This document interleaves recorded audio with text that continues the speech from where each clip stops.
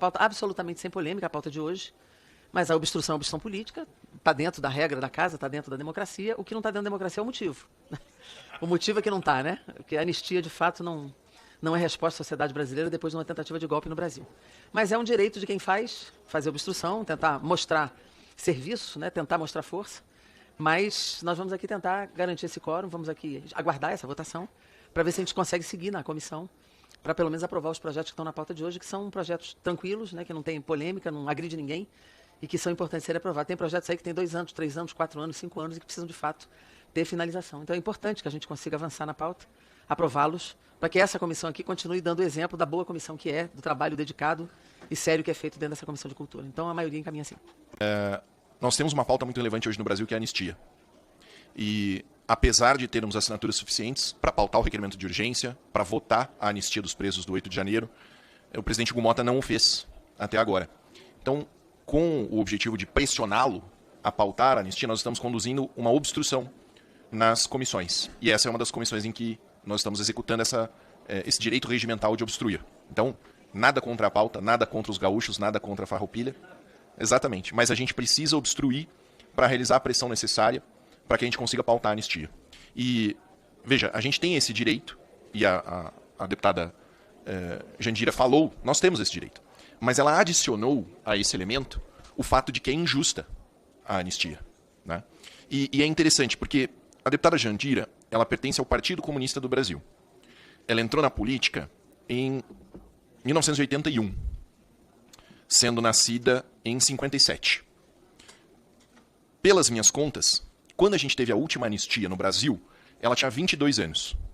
Nessa última anistia no Brasil, foram anistiados... Eu tenho aqui anotado. Foram anistiados mais de 150 assaltantes, mais de 100 homicidas e 6 sequestradores de embaixadores. Inclusive, durante esses sequestros de embaixadores, foi morto o embaixador do Reino Unido. E, dentre os anistiados, existiam membros do Partido Comunista do Brasil. Então, veja, isso mostra um duplo padrão moral, em que anistiar homicidas, assaltantes, sequestradores é justo, mas anistiar pessoas desarmadas que não praticaram nenhum delito a não ser o crime de dano é injusto. O senhor entende a importância dessa obstrução? Porque ela entra num ponto muito nevrálgico da Câmara dos Deputados, em que não existe honestidade. Não existe honestidade intelectual. Ela é membro do Partido Comunista. O Partido Comunista foi contemplado pela anistia, pela prática de crimes verdadeiros, homicídio, assalto, sequestro. E isso é justo. Agora, anistiar uma mulher que escreveu Perdeu Maré com batom na estátua é injusto. Né? Então, essa crise moral que a gente vive no parlamento brasileiro é muito grave. Muito grave mesmo. Bom, presidenta, primeiro, eu fico aqui observando a fala de alguém que fala pela liderança da oposição e foca seu discurso em mim. Mas é interessante porque o pequeno pedaço da minha história que ele contou é bom para a gente realçar o orgulho que eu tenho da minha história e do meu partido. Eu faço este ano 44 anos no Partido Comunista do Brasil. E cada vez mais convicta da minha opção ideológica, política, porque eu sei o significado do meu partido na história do Brasil. Não tem como contar a história do Brasil pela liberdade, pela democracia, pelo direito dos trabalhadores, pelo direito do povo, sem falar do Partido Comunista do Brasil. O Partido Comunista do Brasil fez este ano 103 anos de existência. Isso não é algo que possa estar na boca de qualquer um, muito menos para quem não tem moral para falar da história do Brasil e da história do PCdoB. E eu digo mais, todas as pessoas que foram anistiadas do PCdoB foram lutadores pela democracia, não contra ela. A democracia sempre foi algo a ser conquistado e sustentado no Brasil. Uma história de luta, de sacrifício, pessoas foram torturadas e quase perderam a vida nas mãos de uma ditadura sangrenta, que me parece que essas pessoas sempre sustentaram e apoiam. Presidente. Não é? Retira a verificação. Portanto, eu estou falando, por favor, respeita. Então não há moral para falar de Elza Monerá de um líder que não tem história. Aliás, me parece que dessas coisas de assassinato ele entende, inclusive. Claro. É bom que a gente fale aqui que todas as lutas e instrumentos utilizados pela militância democrática e libertária desse país foram pessoas... Vossa Excelência falou que de assassinato eu entendo. O senhor não é policial? Por favor, a senhora pode explicar a sua afirmação? Explica. Eu não tenho que responder, eu estou no meu tempo de líder. Você não vai interromper. O senhor não vai me interromper. Explica. Eu estou aqui falando da Deputado, vão democracia. garantir a palavra da deputada. A Claro. anistia, a anistia brasileira... O que a senhora quer dizer? Eu estou falando que o senhor é um policial. Fale. Do assassinato o senhor entende. O quê?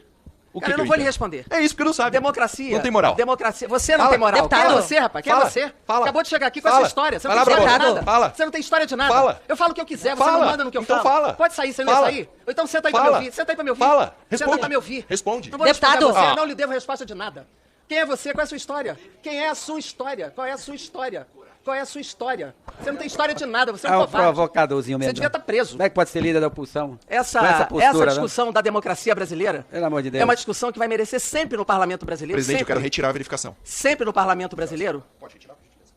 Essa democracia sempre vai merecer do parlamento brasileiro respostas altivas. Essas pessoas que estão presas invadiram o Congresso Nacional.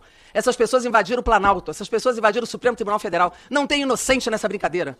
Não tem inocente nessa história. E quem deve fazer a dosimetria dessas penas não é o parlamento brasileiro, é o Supremo Tribunal Federal, a quem cabe a investigação, a responsabilização e a condenação. E lá é que está sendo feito isso. E quem não tem honestidade intelectual é o deputado que falou em nome do líder da oposição, porque ele sabe que a anistia que eles querem não é para esses que estão na papuda hoje. A anistia que eles querem é anistia para Bolsonaro, é anistia para os generais, essa é a anistia que eles buscam. Eles querem recuperar o candidatinho deles, que está inelegível por crimes cometidos reiteradamente no governo brasileiro.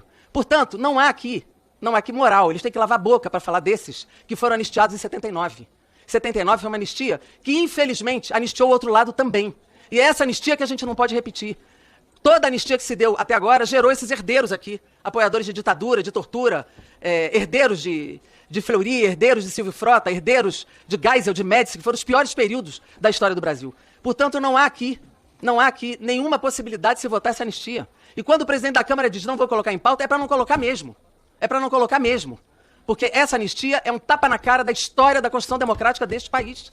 E nós, do PCdoB, fomos os que mais perdemos vidas na luta contra a ditadura. Foram os que mais perdemos vidas na luta pela democracia e pela liberdade, junto com outros democratas de outros partidos. Portanto, não há nenhuma hipótese da gente permitir, sem luta, que qualquer pauta de perdão desse tipo seja colocada no Brasil. Presidente, quando eu saí aqui da sala, a deputada Jandira falou que eu devia estar preso. Olha só que engraçado, né? Uma membro do Partido Comunista Brasileiro dizendo que eu deveria estar preso. Partido Comunista do Brasil, é isso aí. Partido Comunista do Brasil. Disse que eu deveria estar preso.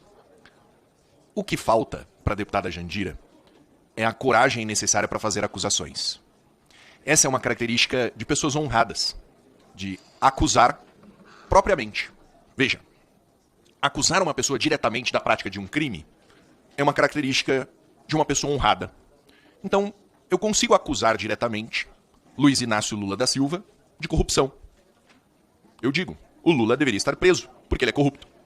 A deputada Jandira, porque é covarde, ela fala que de homicídio eu entendo e que eu deveria estar preso. Mas ela não tem coragem, fibra moral, de falar por que eu deveria estar preso. Vou questioná-la formalmente. Vou escrever um ofício. E aí, Jandira, você disse que eu devia estar preso. Por quê? Ela não vai responder. Não vai responder porque falta a fibra moral. A própria existência do Partido Comunista do Brasil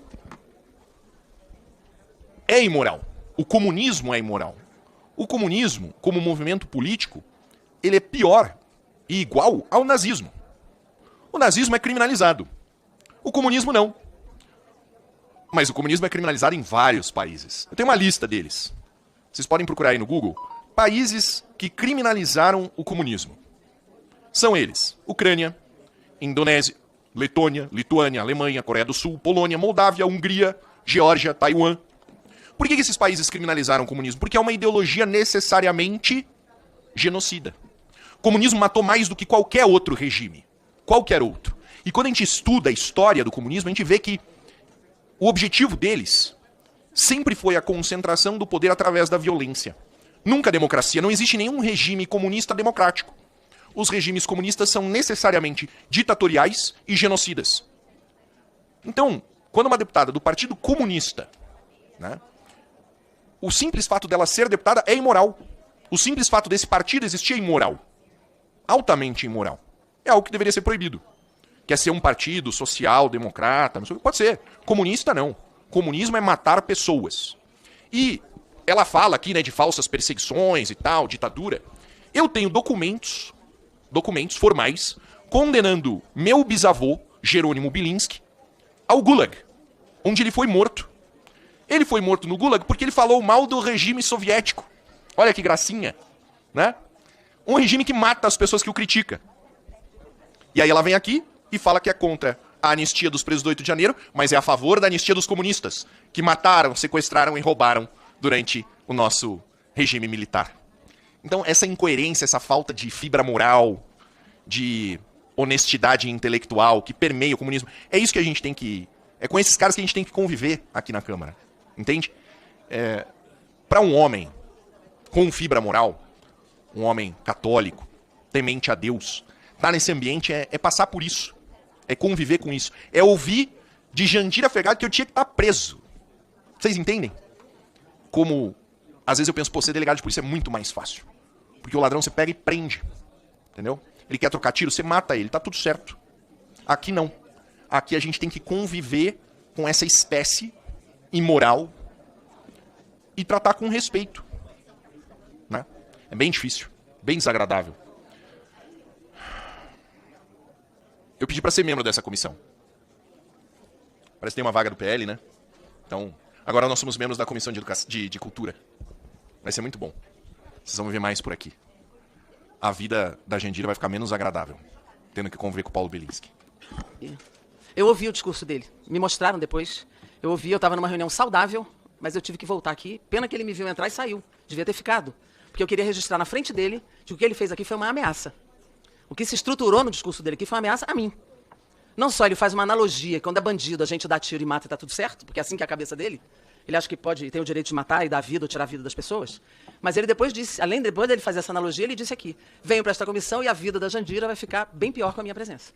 Eu não sei o que isso significa, mas objetivamente isso se constitui numa ameaça. E não... Como, às vezes eu penso, pô, ser delegado de polícia é muito mais fácil. Porque o ladrão você pega e prende. Entendeu? Ele quer trocar tiro, você mata ele, tá tudo certo. Aqui não. Aqui a gente tem que conviver com essa espécie imoral e tratar com respeito. Né? E nós vamos pensar as providências que nós vamos tomar em relação a esse tipo de discurso. Eu gostaria que ele tivesse ficado para ele me ouvir e me responder. Mas ele me viu entrar e mesmo assim ele saiu. Então me parece que a covardia aqui não está nas mulheres, né? E está nos homens que se dizem de fibra. Cristãos, católicos, etc., que foi como ele se adjetivou aqui. Então, presidente, só queria dizer, eu não vou ficar respondendo ao discurso desqualificado que eu ouvi aqui. Aliás, discurso desqualificado a gente enfrenta todo dia aqui. É o que mais tem, o que a sociedade mais percebe. Mas uma ameaça precisa ser registrada porque nós vamos ter que tomar providências. Obrigado, presidente.